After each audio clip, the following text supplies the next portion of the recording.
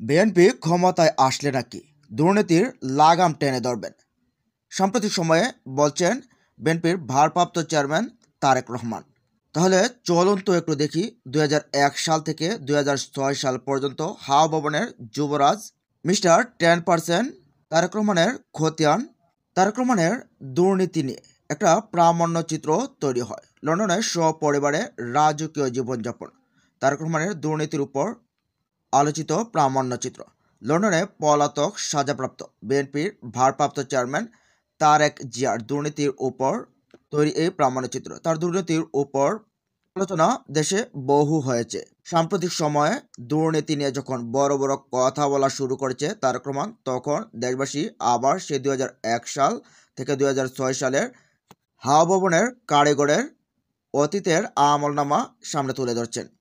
BNP Jamaat জোট সরকার ক্ষমতায় আসার পর বেগম খালেদা জিয়া ছিলেন প্রধানমন্ত্রী। খালেদা জিয়ার প্রধানমন্ত্রী থাকাকালে হাওয়া ভবন খুলে সমান্তরাল সরকার গঠন করেছিলেন তারেক জিয়া। হাওয়া ভবন থেকে সরকার পরিচালনা করে দুই হাতে লুটপাট ও দুর্নীতি করে কোটি কোটি টাকা হাতিয়ে নিয়ে বিদেশে পাচার করেছেন তিনি। সাজাপ্রাপ্ত হয়ে লন্ডনে পলাতক তারেক জিয়ার কোনো ব্যবসা বাণিজ্য না থাকার পরও রাজকীয় জীবনযাপন করছেন। বিএনপি জামাত জোট সরকারের সময় দুর্নীতির বরপুত্র তারেক জিয়ার দুর্নীতির উপকারণে যা জানা গেছে। গোয়েন্দা সংস্থার সূত্রের খবরে বাংলাদেশ ২০০১ থেকে ২০০৬ সাল পর্যন্ত অঘোষিতভাবে রাজত্ব করেছিলেন তারেক জিয়া।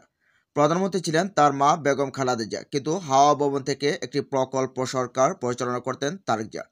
প্রতিটি মন্ত্রণালয়ে ছিল তার প্রতিনিধি হিসেবে মন্ত্রী কিংবা প্রতিমন্ত্রী। তারেক জিয়ার প্রতিনিধি মন্ত্রী বা প্রতিমন্ত্রীরাই ছিলেন মূলত তার অঘোষিত রাজত্ব কায়েমের হাতিয়ার। বনানীর হাওয়া ভবনে তারেক জিয়ার সরকার পরিচালনার অফিস। হাওয়া ভবনে বসে প্রতিটি মন্ত্রণালয়ে কাজকর্মের ভাগ দিতে হতো তাকে। তখন তারেক রহমানের নামে সঙ্গে চালু হয়েছিল মিস্টার 10%।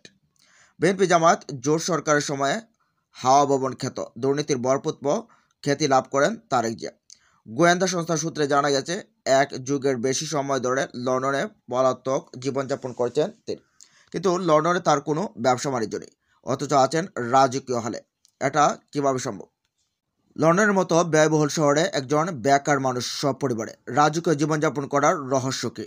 বিএনপি জামাত জোট সরকারের সময়ে মা বেগম খালেদা জিয়া প্রধানমন্ত্রী থাকাকালে দুই হাতে দেশের টাকা পয়সা লুটপাট করে বিদেশে পাচার করে দেন তিনি। শুধু তাই নয়, তার প্রয়াত ছোট ভাই আরাফাত কুকুও দেশের টাকা পাচার করে মালয়েশিয়া গিয়ে বিলাসবহুল জীবনযাপন করেন। আরাফাত রহমান কুকুর পাচার করা সিঙ্গাপুরের একটি ব্যাংক থেকে ২১,৫৫,০০০ টাকা ৩ দফায় দেশে ফেরত আনা হয় বলে জানাও গিয়েছিল। তারেক জিয়া ও আরাফাত কুকুর দুই ভাই এই লুটপাট ও দুর্নীতির মধ্যে টাকা পাচার করার কাহিনী নিয়েই তৈরি হয় এই তথ্যচিত্র। লন্ডনের স্কাই নিউজের অনুসন্ধানী চিত্রে উঠে এসেছে, ২০০১ থেকে ২০০৬ সাল পর্যন্ত রাষ্ট্রের এমন কোনো খাত ছিল না যেখানে তারেক রহমানের হস্তক্ষেপ করেনি। হাওয়া ভবন কেন্দ্রিক ছায়া সরকার ছিল রাষ্ট্রের পাওয়ার হাউস, আর এখান থেকে সবকিছু বিকিকিনি চলছে টাকার হিসেবে। স্ত্রী, কন্যা, শাশুড়ি এবং বন্ধুদের নামে সম্পদের পাহাড় গড়ার পর অবৈধ উপায়ে অর্জিত হাজার হাজার কোটি টাকার সম্পদের তথ্য আড়াল করে শুরু হয় অর্থ পাচার ও বিদেশি সম্পদ ক্রয়ের পালা। তারেক রহমান বিদ্যুৎ বিভাগ থেকে খেয়েছেন হাজার হাজার কোটি টাকা। তারপর খাম্বা বিক্রি। মাঝে মাঝে মানুষ তাকে অনেক শখ করে খাম্বা তারেক বলেও ডাকতেন। অনুসন্ধানে দেখা যায়, ২০০২ সাল থেকে তারেক রহমান বিভিন্ন দেশ ভ্রমণ করে জিয়া পরিবার অর্থ পাচার ও পাচারকৃত অর্থ বিনিময়ের জন্য সিঙ্গাপুরে দুটি কনসোর্টিয়াম গঠন করেছিলেন। একটি থাইল্যান্ডে কেন্দ্রিক তারেক রহমানের মালিকানাধীন কনসোর্টিয়াম, যার অন্যতম সদস্য ছিল থাইল্যান্ডের সাবেক প্রধানমন্ত্রী থাকসিন সিনওয়াত্রা। এর পরিবারে অপর কনসোর্টিয়ামের নাম অজত জাফিয়া আরাফাত শর্মিলা জাহিয়ার নামানুসারে।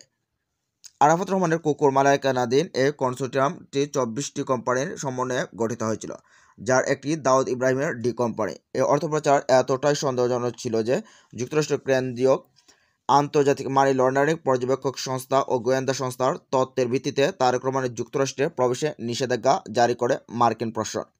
এফবিআইয়ের তদন্তে উঠে এসেছে যে তারেক ও মামুন তাদের সিঙ্গাপুরে একটি ব্যাংক অ্যাকাউন্টে নির্মাণ কনস্ট্রাকশন লিমিটেডের পরিচালনা এবং চীনের হারবিন ইঞ্জিনিয়ারিং কনস্ট্রাকশনের ও দেশীয় এজেন্ডা খাদিজা ইসলামের কাছ থেকে $7.5 লাখ মার্কিন ডলার ঘুষ নিয়েছিল। যুক্তরাষ্ট্রের ডিপার্টমেন্ট অব জাস্টিসের মাধ্যমে তারেক রহমানের 12 কোটি টাকা ফেরত আনা সক্ষম হয়েছিল। সিঙ্গাপুরের সিএনএন ব্যাংকে পাচারকৃত 21 কোটি টাকার মধ্যে 8 কোটি টাকা দেশে ফেরত আনা হয়। একইভাবে লন্ডনের ব্যাংক থেকে 6 কোটি টাকা জব্দ করা হয়। বেলজিয়ামে তারেকের সম্পত্তির পরিমাণ $750 মিলিয়ন, মালয়েশিয়ায় $250 মিলিয়ন এবং দুবাইতে রয়েছে কয়েক মিলিয়ন ডলার বাড়ির মূল্য।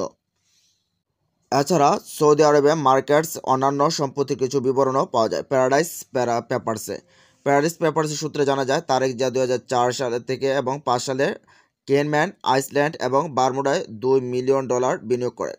প্যারাডাইস পেপার কেলেঙ্কারিতে তারেক রহমান ছাড়াও তার স্ত্রী জুবাইদা রহমান, বেগম জিয়ার ছোট ভাই শামীম ইস্কান্দার, তার স্ত্রী এবং বেগম জিয়ার প্রয়াত ছোট ছেলে আরাফাত রহমান খুকুর, স্ত্রী শর্মিলা রহমানের নাম উঠে এসেছে।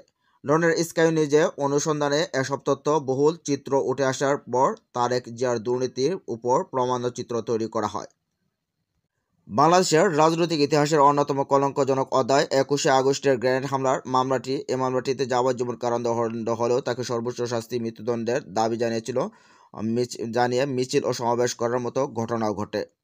মোদ্দা কথা হচ্ছে, বর্তমান সময়ে যখন তারেক রহমান দুর্নীতি নিয়ে বড় বড় কথা বলছেন, তখন মানুষ সেই অতীতের আমলনামা ধরে টান দিচ্ছেন, যা আসলে তারা কতটা দুর্নীতির লাগাম ধরে টানতে পারবেন। কারণ যারা দুর্নীতিকে এদেশে শিক্ষা দিয়েছেন মানুষের কাছে, তারাই কিভাবে দুর্নীতির লাগাম ধরে টানবেন। প্রিয় দর্শক, তারেক রহমানের এই আমলনামার ব্যাপারে আপনার মতামত জানিয়ে দিন কমেন্ট বক্সে। ভালো থাকুন, সুস্থ থাকুন, আল্লাহ হাফেজ।